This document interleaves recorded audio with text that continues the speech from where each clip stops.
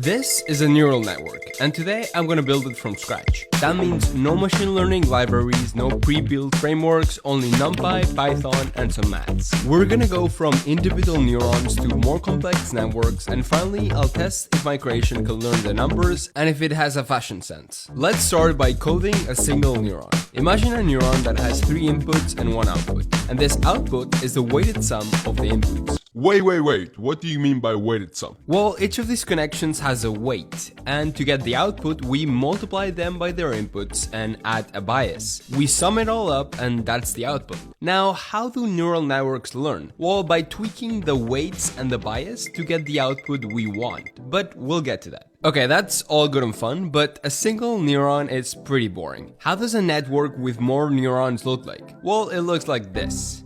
Yeah, I also shot my pants the first time I saw this. But if you actually visualize this, it looks like this. All the neurons are interconnected with each other. All these connections mean that the output value of this neuron is calculated as a weighted sum of all the previous ones. And the same thing happens on the next layer and so on until you get to the final output. And you might be asking, well, if we have to calculate all these little connections, we're gonna be here all day.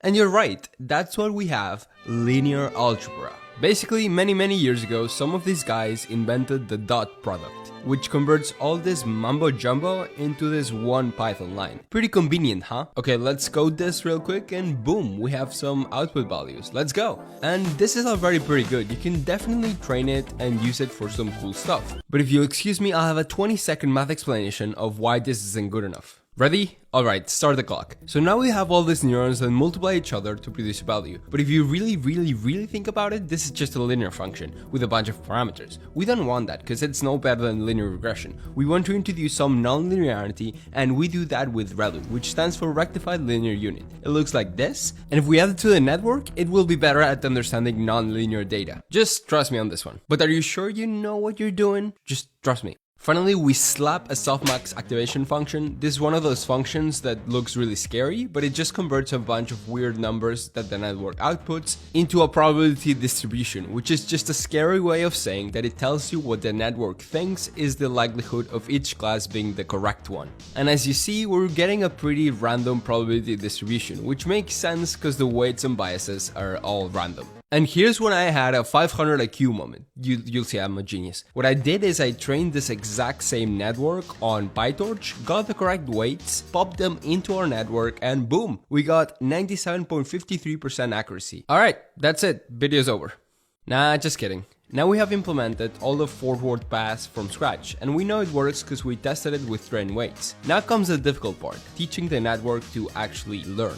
But before we actually do that, we need a way to calculate how wrong the network is. For that, we use cross-categorical entropy loss, which is more maths that I can't really be bothered to explain right now. All you gotta know is that it calculates how wrong our prediction was. That's it, plain and simple. Okay, little recap. We input an image or whatever, the network does its networking with ReLU and linear layers, we get an output, we calculate how wrong the network was, and now we need a way to update the weights and biases so that the model actually learns something. This is what's called backpropagation. Spoilers, it's more math. But we're gonna pretend it's not and explain it in simpler terms. Now we know how wrong our model is, but we can also calculate how much each weight contributes to the output. And this is done through partial derivatives. Hey, I said no maths, dude. Get this out of here. Come on, go away. Okay, let's break it down. Imagine our neural network as a team of chefs working to create a dish. Each chef is responsible for a specific ingredient, and the taste of the dish, the output, depends on how well each ingredient is balanced. If the dish taste is off, we need to figure out which chef added too much or too little of their ingredient. And here's where backpropagation comes in. First, we need to taste the actual dish. In our case, we calculate the loss or the error using the cross-categorical entropy loss function. This tells us how off is the taste from what we want. Now we need to adjust the amounts each chef is adding to get closer to the perfect taste. To do this, we go backwards through the network and figure out how much each weight, the chef's contributions, need to change to reduce the loss. It's like tasting the dish, realizing it's too salty, and telling the chef responsible for the salt to add less next time. And finally, once we know how much each chef contributed to the final dish, we tweak their ingredient amounts, their weights, based on the feedback they get until the dish tastes just right. So forward pass, calculate the loss, backwards pass, update the weights. Forward pass, calculate the loss, backwards pass, update the weights. And if we do this enough times, eventually the network just gets better. Okay, so implementing this took me way longer than the forward pass, but I'm gonna pretend it was really easy and it only took me half an hour instead of 5 hours. And here's something I didn't tell you. The amount the network changes its parameters is called the learning rate. So the higher this number is, the more rapidly the network is going to change its parameters. Well, why don't we put it super high so it learns super fast? Well, if we do that, then the network is going to stumble all over the place. We don't want that. We want to take big steps at first and then smaller and smaller steps once we get closer to the solution. And this is where optimizers come in. They vary the learning rate so that the networks learn fast at first and then slower and slower. You can also do a bunch of fancy with them, like implementing momentum, adaptive gradients, root mean squared propagation. We don't really need that, we're happy with our little SGD optimizer. So after I implemented backpropagation, my network was not learning at all. It was misclassifying a bunch of data and it was basically completely useless. So I spent 3 hours debugging it, only to realize that I had made a mistake in this one line of code. Instead of my neural network that backwards Y, it should be my neural network backwards output. I love it when that happens. And after fixing that, I also started getting some weird ass looking plots. Yeah, I know, is this abstract art or what? It looks kinda cool, so I decided to turn it into a t-shirt. Go buy it at www.weirdplotst-shirt.com. We only have 10,000 in stock, so go buy before somebody else does. Just kidding, not doing merch just yet. Anyway, I got this weird plot when training on some sample data, and just for reference, it's supposed to look like this. This sent me into a 4-hour rabbit hole of trying different learning rates, initializing the weights differently, and I even started second guessing my beautiful forward pass code. And after fixing a bunch of stuff, bug after bug after bug, I finally got this. It's not perfect, but it's definitely less weird. And with my newfound confidence on my code, I decided to tackle the MNIST dataset. I have already done a video about this, but the MNIST dataset is a collection of 60,000 28 by 28 pixels of handwritten digits. And with it, you can teach a neural net to recognize a handwritten number. Like if I draw this 8 real quick and pass it through the network, boom, it notes it's an 8. This might look kinda simple, but honestly, I think it's pretty cool. At first, after training my neural net, it had horrible accuracy. I'm talking 40-50%. But after tweaking some parameters and implementing mini batches, I got up to 97.42% accuracy on the test set. Pretty sick, right? So let's test it out. Okay, let's see what he thinks of this. Okay, he predicted a 9. Nice. Okay, let's try a different 9. Wow, he's 99.99% sure that this is a 9. Low-key, it's getting kinda cocky, so what about this 5? Again, 99.99% confidence that this is a 5. Okay, let's find a more challenging one. Wow, still 98.88% sure, even though it looks like a 2-year-old drew this. So I wrote some code to see what the model got wrong, and I gotta say, it's pretty understandable. I mean, come on, who did this? Now, some people say that training on normal MNIST is too easy. That's too easy! That's why they created Fashion MNIST. It's the same concept as MNIST, there are 10 classes and 60,000 images, but instead of numbers, boom, we have pants, we have sneakers, bags, ankle boots. Let's train it on this dataset and see if our neural network has some fashion sense. Okay, training, and boom, 87% accuracy. Not bad, huh? Not gonna lie, I feel like it could do better, but I literally copy-pasted the same neural net code from MNIST and got 87%, so I'm happy with that. Let's see what this puppy can do. Okay, let's see what he thinks of this bag. Nice. What about these pants? What about this jumper? Now this guy's good. And again, the stuff it got wrong was pretty understandable. And there you have it, from individual neurons, layers of neurons, to actually doing some pretty cool stuff. Hope you enjoyed this video and subscribe. I got some cool stuff coming in the next couple of weeks. See ya! I made a fully working neural network in Minecraft. You can draw a number on this drawing pad and it'll tell you what you drew. This is the story of how I made this project, from researching to running simulations to building all the redstone. I hope you enjoy.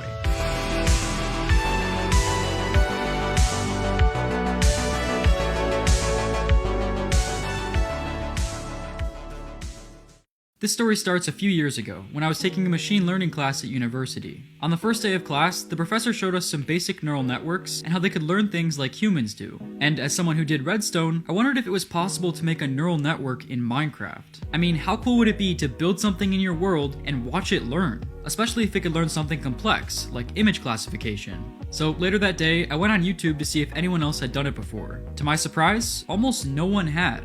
At least, not with just Redstone. There were a few people that did it with command blocks, but I could only find one person who built a Redstone-only neural network, Yannick Kilcher. After watching the video, I was really impressed, but at the same time, I was a little bit disappointed. Not in Yannick, he did a great job, but just in the size of the network. If neural networks are already this big and complex for just a few neurons, then making something like an image classifier seemed completely out of reach. So I scrapped the idea and I just made other kinds of projects for my channel. But then, in the summer of 2022, this video popped up on my recommended, and I immediately clicked on it. A team of people made a convolutional neural network, and they used it to recognize handwritten digits. You could draw a number on the screen, and the network would tell you which number it thinks it is, along with a confidence value. Suddenly, my opinion on neural networks completely changed. Clearly, it was not only possible to do cool stuff with them, but also keep them in a relatively small footprint. Now, for better or for worse, I'm a very competitive person, so I quickly became fixated on making an even better neural network than this. I wanted to make a handwritten digit recognizer that was faster and had better accuracy. Whether this was possible or not, it didn't matter. My competitiveness meant that I was about to spend a lot of time trying to make this happen.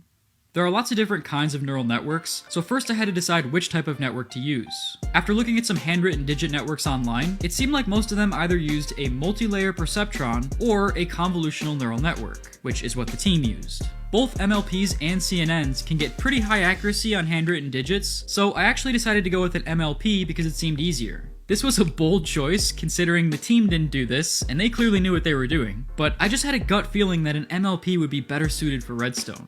Now, if you haven't seen MLPs before, 3Blue1Brown has an absolutely incredible video on them, and it's on handwritten digit recognition too, so I highly recommend watching it, but I'll give a shorter explanation here too. An MLP is a function, with input and output. In my case, the input is all the pixel values of the handwritten digit, 0 being black, all the way to 1 being white, and the output is 10 numbers, representing the confidence the network has for each digit. If you put in the pixel values of this image, for example, a smart MLP would output a high confidence for 3 and a low confidence for everything else. But for simplicity, consider an MLP with just 2 inputs and 2 outputs. Inside the MLP, there are neurons and connections between the neurons. Every connection has a weight, which is a number that represents the strength of that connection. And every neuron has a bias, which represents how likely or unlikely it is to fire. When you input something to the network, like 1 and 2 for example, they get sent out by the connections and multiplied by the weights. Then, for each neuron in the next layer, all the numbers that arrived get added up, and the bias of each neuron gets added as well. Then these neurons send their values to the next layer, and the process repeats itself. Every column of neurons is called a layer, and these layers have special names. The first one is the input layer, the last one is the output layer, and anything in between is a hidden layer. In general, you can have as many hidden layers as you want, and within any layer, you can have as many neurons as you want. So there's a huge variety for what an MLP can look like. In the case of handwritten digit recognition, the input layer has as many neurons as there are pixels in the image, and the output layer has 10 neurons. Now, as I've described the network so far, it's just doing a bunch of multiplications and additions. That's great, but it also means that if you're good at linear algebra, you can reduce the entire network down to an equivalent network with just an input and output layer. So there's actually one more thing an MLP does. After a hidden layer outputs its numbers, an activation function is applied before passing it along. One of the simplest activation functions is called rectified linear unit, or ReLU. ReLU just says if it's negative, set it to 0. Otherwise, don't change it. So let's apply a ReLU to the output of the hidden layer, and as you can see, the negatives become 0. Then they get passed along. Another way to think about activation functions is that they're kind of analogous to a real neuron. The output is 0 until you hit a certain threshold, which makes the neuron fire. So that's how an MLP is executed, but how does it actually learn to recognize digits? Well, it has to be trained. In other words, it has to learn the weights and biases that give the best accuracy. This is typically done by showing the network tons of examples and using an algorithm called backpropagation to continuously update the weights and biases. And hopefully, after showing it lots and lots of examples, you can then show it a brand new digit and it'll make a prediction based on what it's learned. Now that I had a better grasp on MLPs, I created a plan for the rest of the project. First, I wanted to simulate and train the entire network in Python. That way, if the redstone had an issue later, I'd have a reference to compare it to. Then, I wanted to build it in Minecraft and import the weights and biases from the code, so the redstone would only execute a forward pass through the network. In Python, I started by importing the MNIST dataset, which has thousands of examples of handwritten digits. Every example is 28 by 28 pixels, and it's labeled with the correct number. Then I used a package called Keras to build the network. I made the input layer 784 neurons, one for every pixel in the image. And then I didn't know how many hidden layers I was going to need, so I started off with just one hidden layer of 32 neurons and a ReLU activation. And then I made an output layer of 10 neurons. Once that was done, I used this code to train the network. And after testing it, it got a really high accuracy of 96%. Then I continuously reduced the number of neurons in the hidden layer, seeing how it affects the accuracy. And I ended up finding a sweet spot at about 10 neurons, which still gave pretty good accuracy, 92%. And now I had an actual structure for my network. 784 input neurons, 10 hidden layer neurons, a ReLU, and 10 output neurons. But this is when I ran into my first big problem. The images in the MNIST dataset are grayscale, and there's no easy way to show a grayscale image in Minecraft. I mean, technically there is, but how would the player even draw one anyways? The best you can do is draw an image on redstone lamps, which are only on or off. So using this code, I made all the pixels in the dataset snap to either black or white, depending on which one they're closer to. I retrained the network, and the accuracy was still 92%. However, I found another big problem. The weights and biases are stored internally as floating point numbers, which are really difficult to work with in Minecraft. In fact, almost no one does it. Most people just work with integers. I tried rounding all the weights to the nearest integer, but because of how precise they were, this lost a ton of accuracy. But then, I had a pretty good idea. I decided to multiply the weights by 100 and then round them. This works because the exact value of a weight doesn't really matter. What matters more is how the weights relate to each other. So this strategy allowed me to get more precision, convert them to integers, and keep their relative relationships. I tested the network again, and it still got decent accuracy, 83%. Obviously it's not amazing, but it was still better than my self-imposed competition. With the simulation working, it was time to start building the redstone. I started with the drawing tablet, which would allow the player to draw a number by moving around on a platform. Luckily, I had already built this exact thing before in my redstone paint program. It used tripwires and string to detect where the player was standing and sent that information to the screen. So I ripped it out of the paint build and I modified it to be 28 by 28 pixels. I tested it out and it worked beautifully. When I sped up the game using Carpet Mod, I was able to draw in nearly real time. I also explored some other options like pressure plates and throwing snowballs at the screen, but it seemed like nothing could beat the elegance of tripwires. The only problem was that the data was hard to access because the XY decoder was right behind the screen. So I duplicated the redstone and kind of mirrored it like this. That way when I drew something, it created two copies, one on the screen and one over here so that I could easily access the data. And with that, the input layer was basically done. These are the 784 ones and zeros that get put into the network. Next, I started working on the hidden layer. Thinking about all 10 neurons at once was really overwhelming, so I started by focusing on just one. Remember, a neuron takes all the numbers from the previous layer, multiplies them by the weights, sums them up, and adds the bias. At first, this sounded like a monumental task. 784 multiplications? That's insane for a redstone build. But then I remembered that this isn't grayscale anymore. The input numbers are just ones and zeros, so the multiplication is trivial. Just keep the weight if it's a 1, or throw out the weight if it's a 0. Then just add up the weights you kept, and add the bias. The other cool thing was that the weights and biases only had a range of -5 to 5. That's only 11 numbers, so I decided to represent each weight as a signal strength value with a barrel. So here's the first prototype I made for one neuron in the hidden layer. Every weight in these barrels is being read by a comparator, but if the pixel behind the weight is 0, the comparator gets cancelled. When I press this button, all the weights that aren't cancelled get put onto this main line, and they come out over here in a stream. So if the weights are like this, and every pixel is on, you get all of them. But if only the 4 corners are on, you get this. Then to sum them up, I converted them to binary and fed them into a special binary adder to keep a running total. By the way, I didn't make this adder, and I don't really understand how it works, but it's really good at adding up a ton of numbers. It's called a looping carry save adder, designed by Amino. Instead of a normal adder where you would add 2 numbers and get an output, it just has 1 input, and every 2 ticks, it adds that input to the total. which is extremely fast. For example, if you input 1, 2, 3, 4, all 2 ticks apart from each other, you get 10 almost immediately. This made it a perfect fit for summing up the weights. If all the pixels are on, you get 18, or with the 4 corners, you get 8. And to add the bias, I plan to just add it to the total at the end.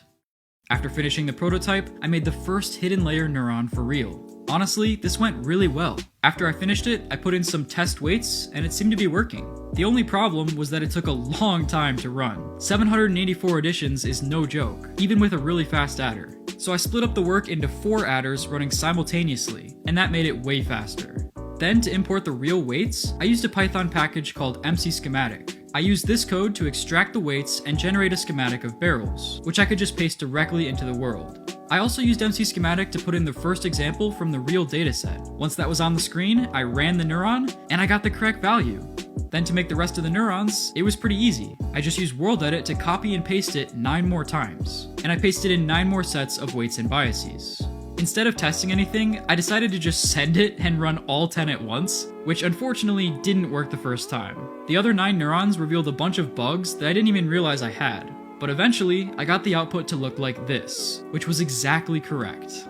The only thing left for the hidden layer was the ReLU. Remember, ReLU just sets negative numbers to 0. To my surprise, this was really simple to do. Every number already had a sign bit, which was 1 for a negative number and 0 for a positive number. So I just wired the sign bit into a tower of comparators that set it to 0. That way, if the number was negative, it got cancelled out. Now that I was confident the hidden layer was working, I moved on to the output layer. Just like before, I started by focusing on just 1 neuron. Unlike the hidden layer, there are 10 multiplications instead of 784. But these multiplications are not necessarily by 0 or 1, so now I needed to use actual multipliers. I looked in my schematics folder to see if I had any multipliers already, and I found 2 designs, but I actually didn't want to use either of these. They didn't work with negative numbers, and they were really big. So big that they couldn't fit side by side here without making me spread the circuit out. So I designed a new multiplier, which was skinny enough to fit 10 of them side by side. Then once I confirmed that they were actually working, I made them all output to this line, which feeds into another looping adder. And now, I was already ready to test the neuron. I imported the weights and biases from output neuron number 9, and when I ran it, it was right. Suddenly, I could see the light at the end of the tunnel. I duplicated it 9 more times, pasted in the rest of the weights and biases, and just like that, the full network was ready to run for the very first time.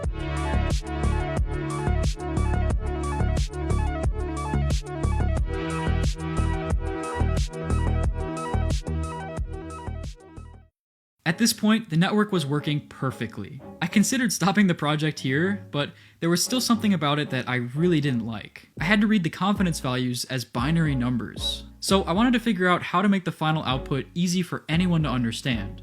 My first idea for this was to make a circuit that finds the maximum and displays it on a screen. So in this case, it would see that 7 has the maximum confidence, and it would display it here. But then I thought, why not display everything? If I could take these values and display them on some kind of bar chart, that would be really cool. Like when you draw a 3, it would be cool to see the bar for 8 go up a little bit since they're similar shapes. However, there was an annoying problem with the bar chart. It needed to be tall enough to account for the smallest and largest possible confidence values, which meant that most of the time, the bars would be really small. But I really wanted a bar chart, so I went to the internet to see how people solved this problem. One solution is called softmax. Softmax is a function that takes a list of numbers and creates a new list of numbers where they're all between 0 and 1, and they add up to 1. So it basically takes the values and converts them to probabilities. This was tempting to make in Redstone, but when I saw that there's exponentiation in the formula, I got scared and started looking for another solution. Then I found this formula, which is similar to softmax, but doesn't involve any crazy operations. It basically squishes the list down to a specified range, like 0 to 1 for example. So I thought, why not make that range 0 to 15 and floor it? That way it converts the list to signal strengths. And so this is the formula I decided to build. Ironically, implementing this formula took up more space than the entire network so far. I used a chain of comparisons to find the min and max value, I used shifting and subtraction to multiply by 15, and I used a bunch of dividers to perform that final division. This was obviously a ton of work, but it was worth it. Now the confidence values were just the signal strengths of these 10 redstone dusts. So finally, I made the bar chart. Every bar was 15 lamps high, which allowed me to show all the signal strengths in a really nice way. Overall, I could not be happier with the final build. With 83% accuracy and a real-time speed of just 2 minutes, this thing is a beast. If you'd like to try it yourself, there's a world download in the description. I'll see you in the showcase.